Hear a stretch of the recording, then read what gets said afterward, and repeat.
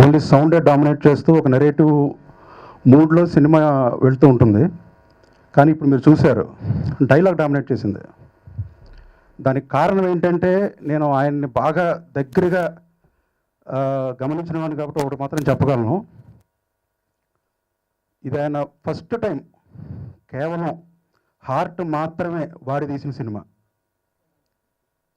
ఎక్కడా కూడా కాన్స్పరసీలు కానీ మ్యానిపులేషన్స్ కానీ అటువంటివి ఏమీ లేకుండా పూర్తిగా టు బి ఫ్రాంక్ తన టెండర్ హార్ట్లోంచి వచ్చినటువంటి సినిమా ఇది.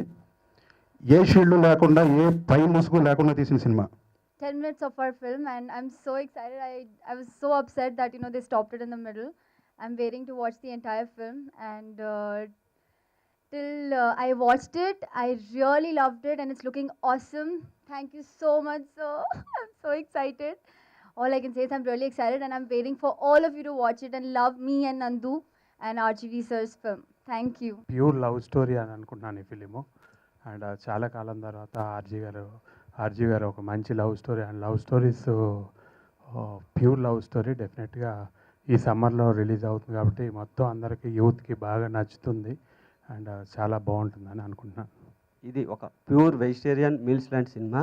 ఇది అందరూ పెళ్ళికి వ్యతిరేకం అనుకొని లేదంటే ఇంకోటి అని చెప్తున్నారు.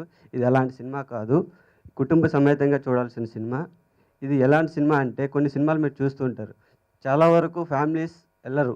ఫ్యామిలీ అంటే వైఫ్ అండ్ హస్బెండ్ లేదా లవర్స్ లేదా ఫ్రెండ్స్ మాత్రం వెళ్తారు. ఈ సినిమాని చూసిన తర్వాత ప్రతి ఒక్కరు వాళ్ళ మదర్తో కొడుకు, అలాగే తండ్రితో కూతురు, అలాగే బ్రదర్ అండ్ సిస్టర్స్ కూడా చూడదగిన సినిమా.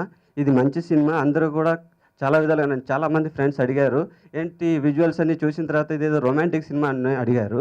కానీ ఇది రొమాంటిక్ సినిమా కాదు, pure love story and pure family entertainer అని గట్టిగా చెప్పగలను.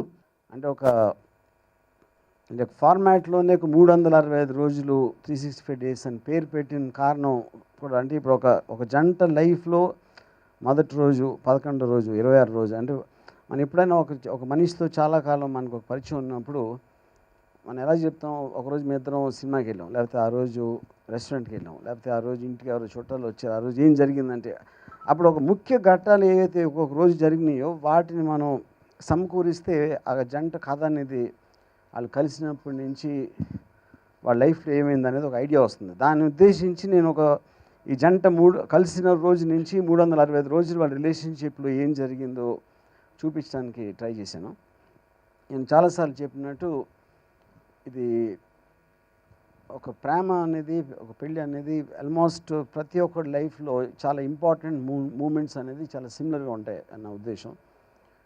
అందుకని ఐ ఫీల్ ఎవరికి పెళ్లి చేసుకోవాలనుకుంటున్న వాళ్ళకి, పెళ్ళైన వాళ్ళకి, విడిపోయిన వాళ్ళకి, లేకపోతే పెళ్ళిలోనే ఉండి ఏదో ఒక అసంతృప్తి ఫీల్ అవుతున్న అందరికీ ఎక్కడో ఒక చోట ఈ సినిమా కనెక్ట్ అవుతుంది అనేది నా నమ్మకం.